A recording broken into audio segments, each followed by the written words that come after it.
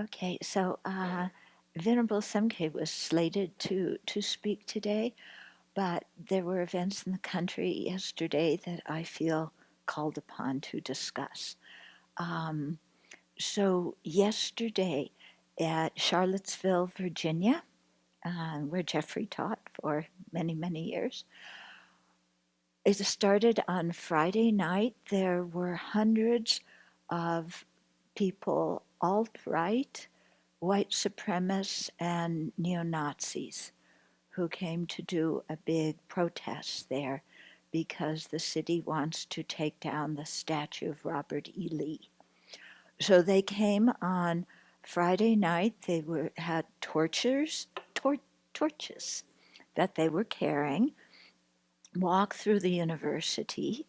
Um, there were some scuffles, and I think 3 people were arrested, but not too bad. Then yesterday morning, they were supposed to do a rally at noon, but even before noon, they were gathering there, and at least an equal number of people, hundreds of people, came out to counter protest what was happening. So the neo-Nazis, white supremacists, alt-right people, arrived with, many of them were wearing helmets. They had shields. Some had batons. They had their own flags, and they had the Confederate flags. They were clearly seeking to fight. So the counter-protesters, there was a big clash. Um, on the news, many, many videos of people uh, slugging each other and so on. There were some of the the alt-right militias there who had rifles and guns. Thankfully, nobody shot anybody. They said they were there to help keep the peace, but they didn't. So there was lots of people got hurt fighting each other, with these shields and batons and so on. And then the police dispersed it before the rally could even begin because there was so much fighting. And some of the counter-protesters were along a street in a mall area, and some guy, he's 20 years old from Ohio, took his car and went zooming down the street right into this whole group of people who were walking in the middle of the street. He hit some people, then he hit another car, which hit a minivan. And so one woman died. She was 32 years old, a resident of Charlottesville. And then lots more people were injured in this thing. The guy, after hitting the car and all these people, put his car into reverse, backed up, and tore away. The police found him. They arrested him soon thereafter. And there's videos, of the whole thing. It's really to see. There's one still picture of when he hit some of the people, and one person's completely upside down, somebody else is flying in the air, somebody else is at the side of the road. It was total chaos. So the governor of Virginia, is his name McCollin? McAuliffe.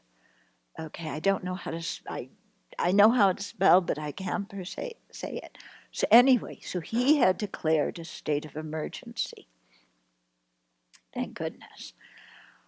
Um, so then after that, there was what national leaders, said in response to all this chaos and violence. Yeah. So the dear president said that he condemns violence in, just condemns violence altogether, and that it's been in the country for a long time. It's not him, it's not Barack Obama, and and that it is due to, it is coming from many sides.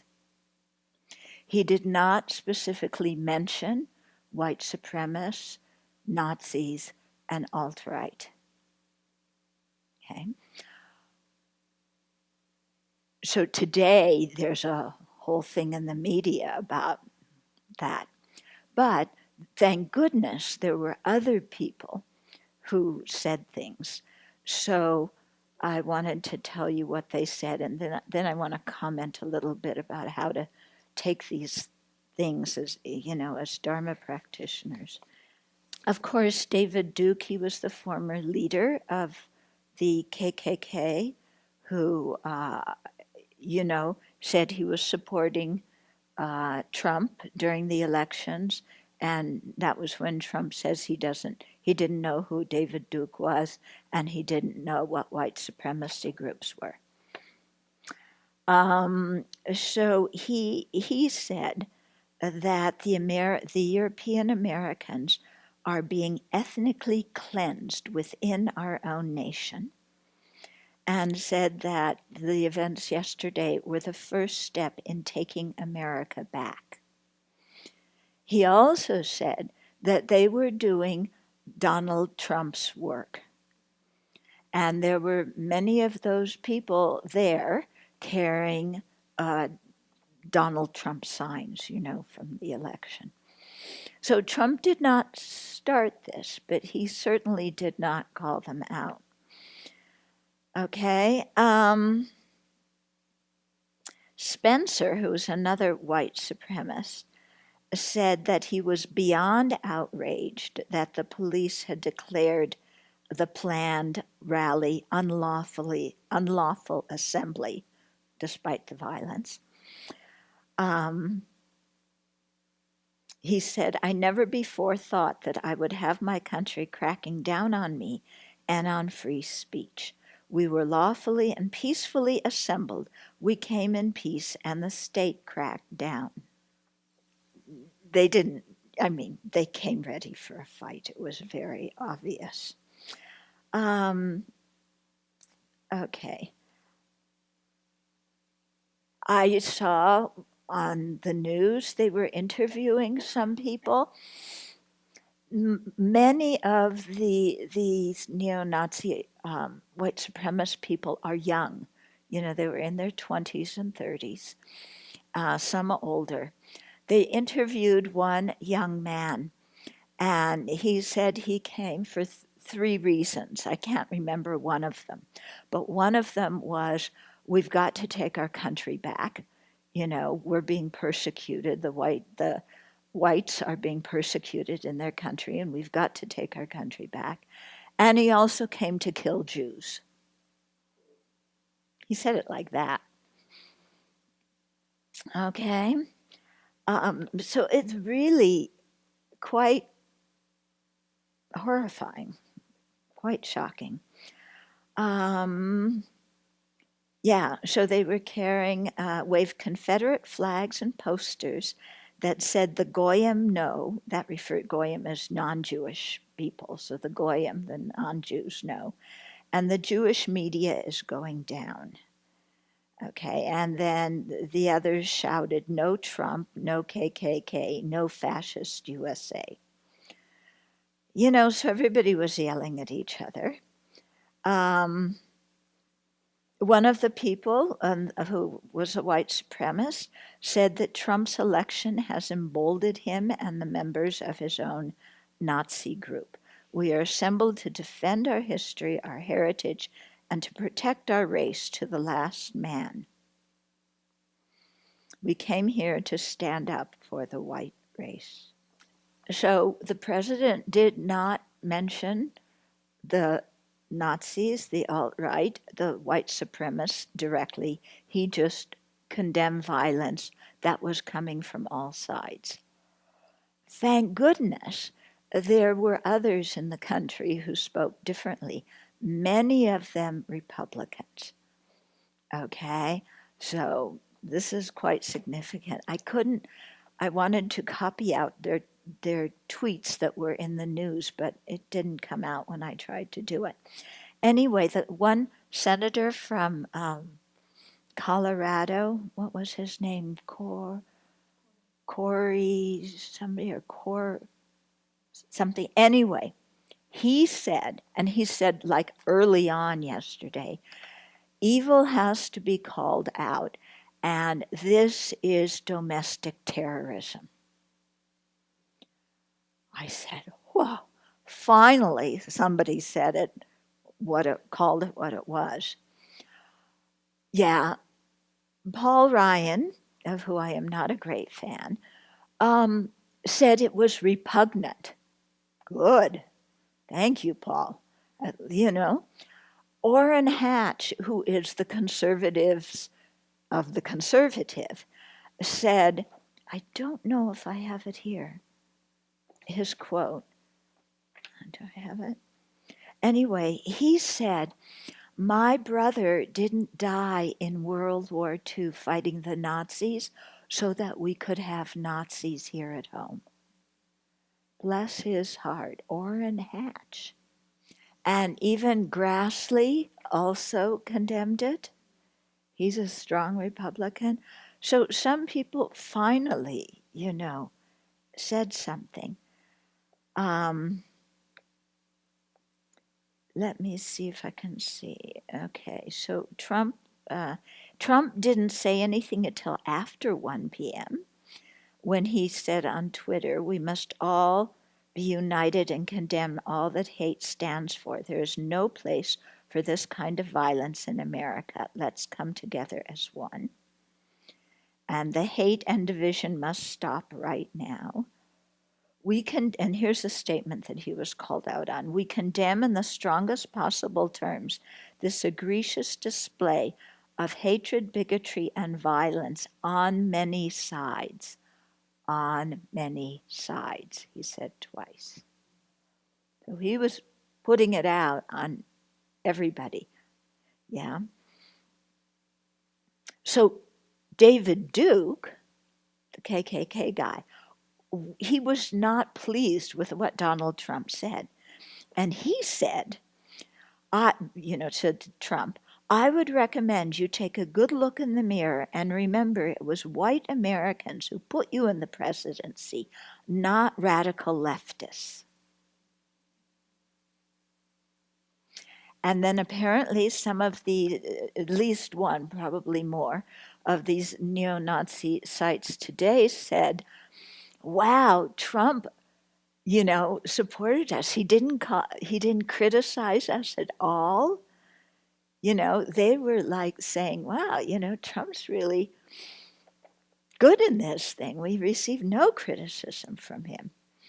So then the counter-protesters, you had clergy, you had Black Lives Matter people, you had students and other people coming there. Most of the Nazi, white supremacist people, many of them came from out of state. They just descended on Charlottesville.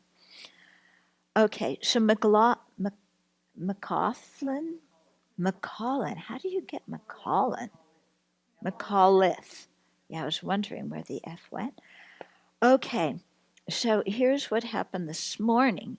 Virginia's Governor Terry McAuliffe attended a service at the Mount Zion First African Baptist Church, as did Lieutenant Governor Ralph Northam, who is running this fall to succeed him. The governor said, it says, the governor brought the predominantly African-American congregation to its feet as he stood at the pulpit and condemned the white supremacists and neo-Nazis who came to our state yesterday. You pretend you're patriots. You are not patriots. You are dividers. Yeah, you are not welcome in Charlottesville. You are not welcome in Virginia. You are not welcome in the United States of America, he said. The woman who was killed was white, and her friend said that, who knew her as a kid, said that her name was Heather Heyer, that she had stood up for people being picked on at school or on the bus. She never feared fighting for what she believed in. She died for a reason, her friend said. I don't see any difference in her or a soldier who died in war. She, in a sense, died for her country. She was there standing up for what is right. Okay, so when I look at it, there's kind of two things. One is this whole outbreak of racism, and bigotry in the country.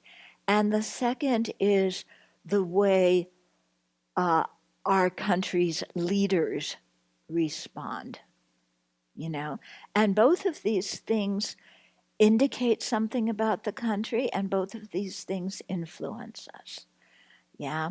So when we come across this kind of hatred, which is remarkable, when that young man was speaking, about why he came, I was thinking, where did he learn to hate like this? Who taught him that? Obama, by the way, he tweeted something from Nelson Mandela, where Mandela had said,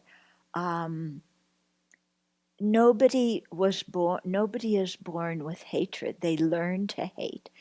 If people learn to hate, you can also teach them to love. From Obama, from Mandela via Obama. So, to look at this kind of bigotry and prejudice it's horrifying. And it's very easy to either get angry or to fall into discouragement and feel like everything's helpless. And this is exactly the time when we should not fall to either of those two extremes. Okay? If you think, how do bodhisattvas act in difficult situations? How do bodhisattvas act with recalcitrant, sentient beings who want happiness and don't want suffering and continually create the cause for suffering? How do bodhisattvas act? Because we're bodhisattvas in training. We're not there yet, but we're training, So bodhisattvas don't just throw up their hands and say the world is going to hell, so forget it all. Yeah. And they don't get angry and engage in a fist fight with the people who disagree with them. And they don't insult the people who disagree with them. Yeah.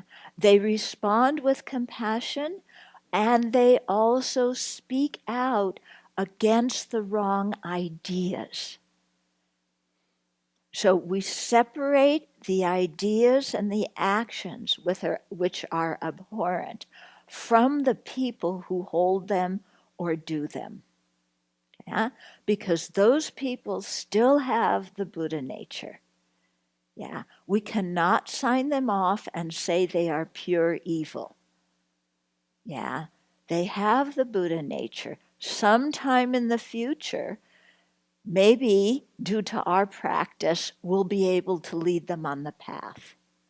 So we should make very strong prayers and practice very well so that we gain the realizations necessary to be wise, compassionate, skillful, and powerful teachers so that we can guide those people in future lives and make prayers for them.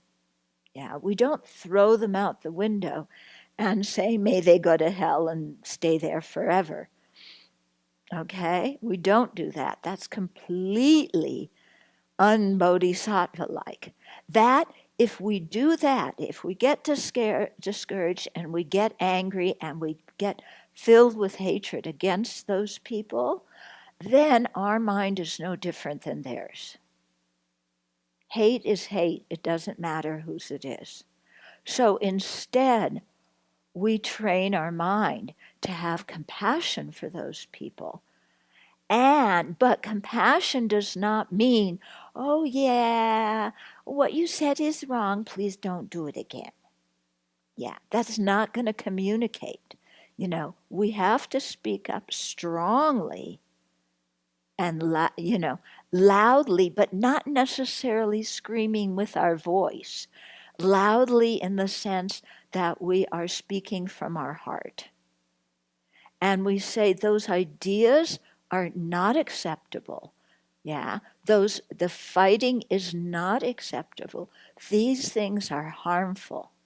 Okay? And they're not just harmful for our country. It's not that they don't belong, it's not only that they don't belong in our country. Those ideas and actions don't belong anywhere. Yeah, they are created by people who are in great suffering, who think that by creating an external enemy and destroying the external enemy, they will find peace. We know that that is not the way to find peace. Yeah, you destroy one external enemy, another one comes. Okay, the real enemy is our own ignorance, anger, and hatred in here. Ignorance, attachment, and hatred in here. And that's what we have to counteract. And that's what we have to help other people counteract. Okay, we don't stick our heads in the sand. We don't get furious. We don't get discouraged. Yeah.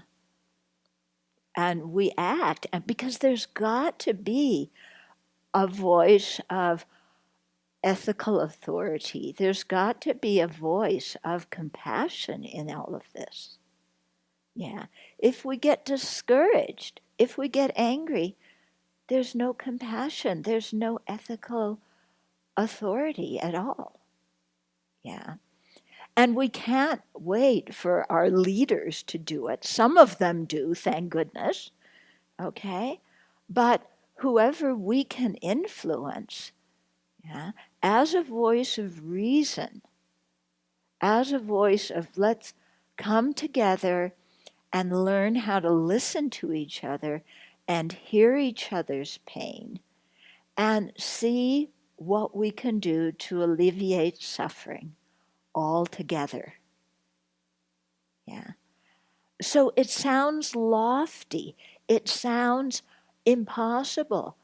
But hey, bodhisattvas make aspirations for the lofty and the impossible.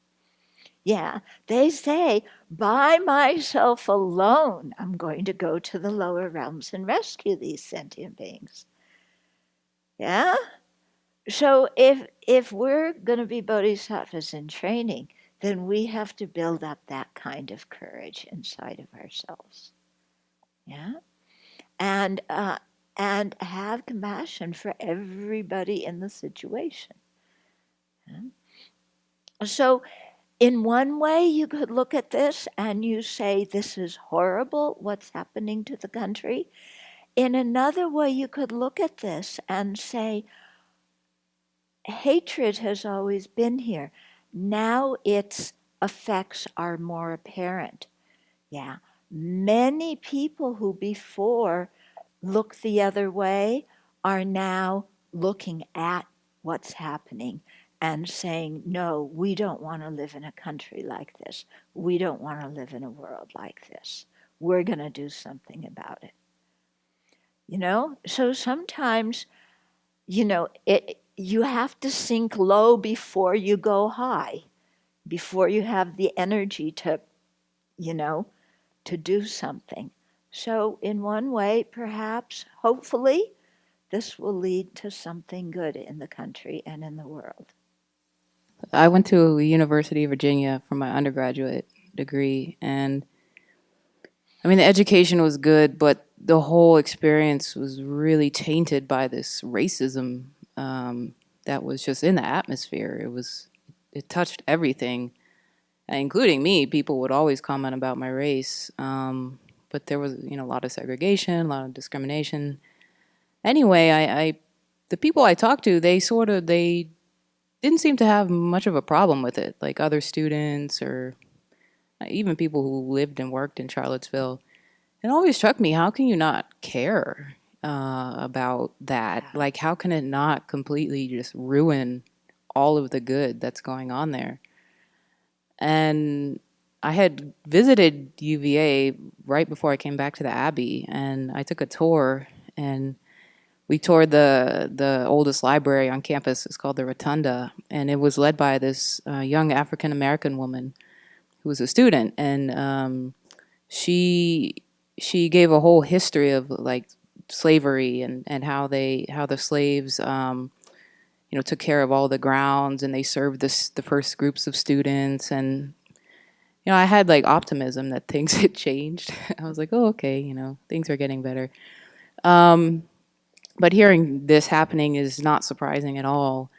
And I do, so, saying, oh, these are people from out of state. No, it's, there's a reason to happen in Charlottesville. There's many of them in Charlottesville. Yeah. Okay, because usually they've been describing Charlottesville as kind of a provincial town, Well, it's artsy pretty town or big. It's a something. big But you university. live there, I'm sure you know better. Yeah. Yeah. So yeah, it's a southern town, and it's part of the culture. The racism. And what I just want to add is that I agree with what you're saying. Like, it has to come to the surface because the university, it's built on white privilege. It's built on glorifying Thomas Jefferson, who had sex with Was a his slave slave owner. when she was 14 and had 6 children. And Mm-hmm. nobody ever blinks an eye. No one thinks of that. And as long as institutions like UVA continue to be super powerful and super elite, and people aspire to them, and they don't acknowledge the history of the country, this kind of thing is just going to continue, and people can look the other way until like the violence erupts. Yeah. So I think it casts a very needed spotlight on the real state of race relations Yeah. in that town. Oh, there was one other comment I forgot to tell you that one guy who was a former White House lawyer, I don't know if he was under Trump or a previous one, but he was a Republican, and he spoke out so strong. He said Trump has got to fire Stephen Bannon and Sebastian Gorka and get those people out of the White House, and that the Republican Party needs to declare that these people are not part of their party. He was really passionate speaking about that. So that was also something I think quite good. Yeah. I actually think that the rhetoric from the Republican Party that fans discrimination has actually been going on for as many elections as I can remember being in this country, under the guise of immigration and immigration reform, mostly directed at people from South America, Latin America, and Mexico. So it's no surprise that it's been seething, just waiting for the appropriate environment to sprout. Also, these actions of the president are reminiscent of what the presidents of Venezuela have been doing since Chavez and now Mercado, in that they would actually support the supporters to do violence against the people that were not their supporters. And there was one particular news story that I recall where the president actually incited the violence, saying that he would not incarcerate or in any way prosecute any of his supporters who were caught doing violence or violent acts against people who were against him. So this is kind of sort of reminiscent of that. Actually, there's also a court case going on because in one of his rallies, he was telling people, there was one protester there, and he called people, get them out of here, get them out of here. So some guy came, and I think it was a woman, maybe a man, but dragged that person out so that person was injured. So that person is suing Trump for inciting it. And the person who dragged them out, the pro-Trump person, is also suing Trump because Trump said that he would pay the legal fees of anybody who got in trouble for taking out the protesters. So both of those people are suing him. I don't know if either of the, will be able to win the case, but it's I interesting. think most Americans forget their history, that at one point the KKK, these neo-Nazi groups, that they were under investigation under the FBI, and the terms domestic terrorism, that they've done it before, and that it just didn't go away. It just got quiet. And the blatant racism now is just there. And with the election of Trump, or at least with this last presidential election, what I learned was that being racist or being sexist doesn't necessarily preclude you from holding office in this country anymore. As opposed to at one point, there at least was a form of civility, or at least decorum, that one had to hold that office. You when you ran for the presidency, or for the governorship, or for mayor, or any other public office in which you were voted for.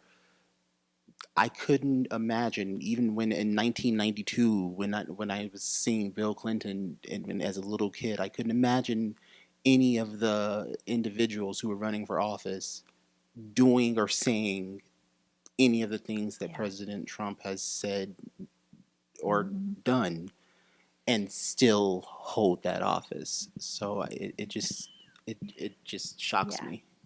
We know what we need to do and also what we must abandon doing. Yeah.